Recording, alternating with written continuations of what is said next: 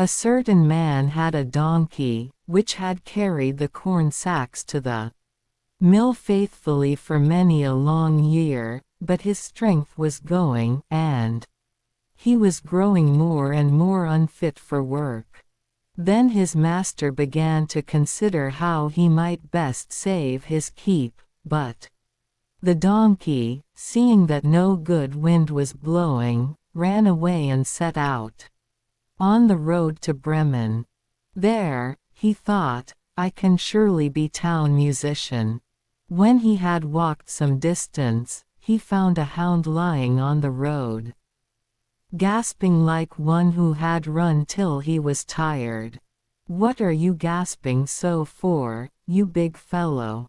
asked the donkey. "Ah," replied the hound, "as I am old, and daily grow weaker and no longer can hunt, my master wants to kill me. So I have taken to flight. But now how am I to earn my bread?" "I tell you what," said the donkey, "I am going to Bremen, and shall be town musician there. Come with me and engage yourself also as a musician. I will play the lute, and you shall beat the kettle drum." The hound agreed, and on they went. Before long, they came to a cat, sitting on the path, with a face like 3 rainy days. "Now then, old shaver, what has gone askew with you?" asked the donkey. "Who can be merry when his neck is in danger?" answered the cat. "Because I am now getting old, and my teeth are worn to stumps, and I prefer to sit by the fire and spin, rather than hunt about after mice. My mistress wants to drown me, so I have run away. But now good advice is scarce. Where am I to go?" "Come with us to Bremen. You understand night music, so you can be a town musician." The cat thought well of it, and went with them. After this the 3 fugitives came to a farmyard, where the cock was sitting upon the gate, crowing with all his might. "Your crow goes through and through one," said the donkey. "What is the matter?" "I have been foretelling fine weather, because it is the day on which Our Lady washes the Christ child's little shirts, and wants to dry them," said the cock.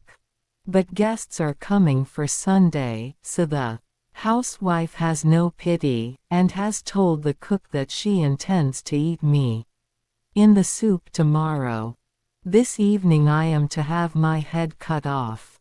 Now I am crowing at full pitch while I can."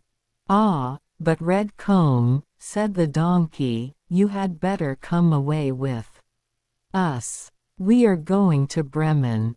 You can find something better than death everywhere. You have a good voice, and if we make music together, it must have some quality." The cock agreed to this plan, and all 4 went on together. They could not, however, reach the city of Bremen in one day, and in the evening they came to a forest where they meant to pass the night. The donkey and the hound laid themselves down under a large tree. The cat and the cock settled themselves in the branches, but the cock flew right to the top, where he was most safe. Before he went to sleep, he looked round on all the 4 sides, and thought he saw in the distance a little spark burning.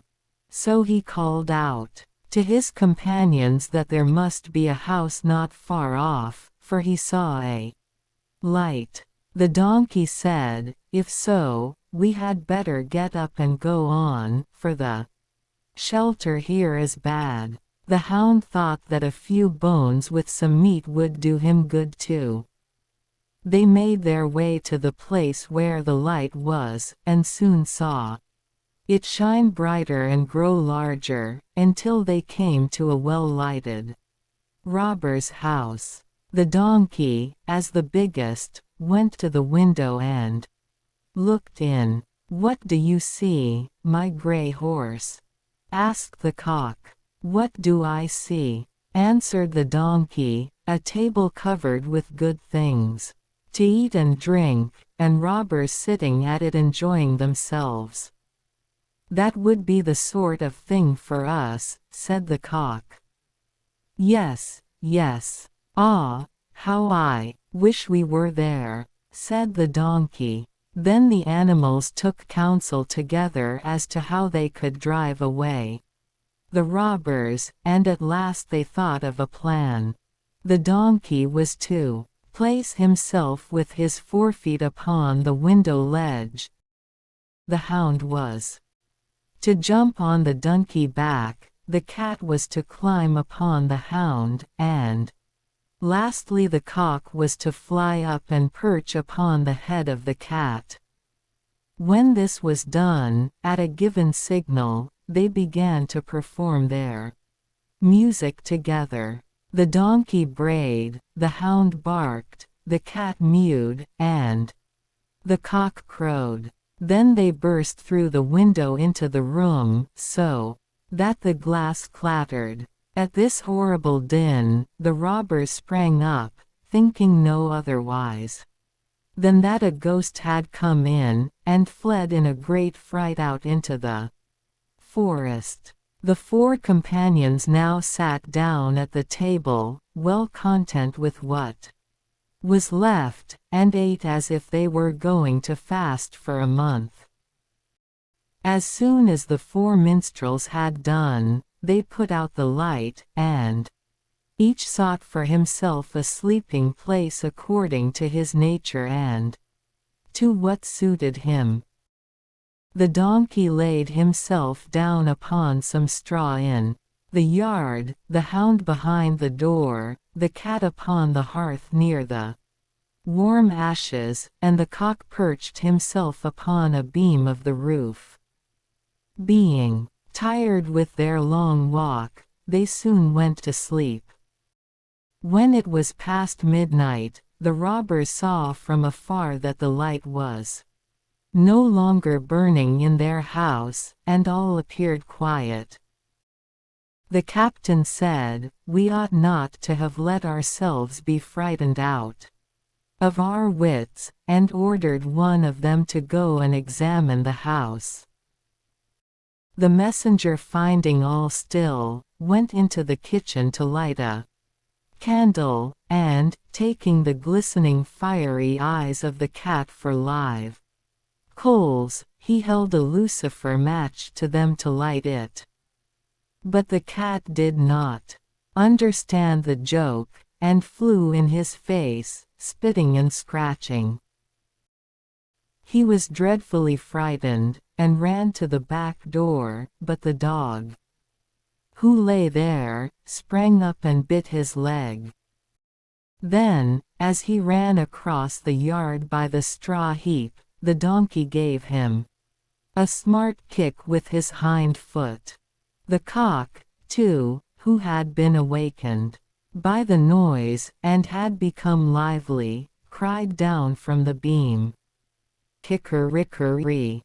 Then the robber ran back as fast as he could to his captain, and said, "Ah, there is a horrible witch sitting in the house, who spat on me, and scratched my face with her long claws.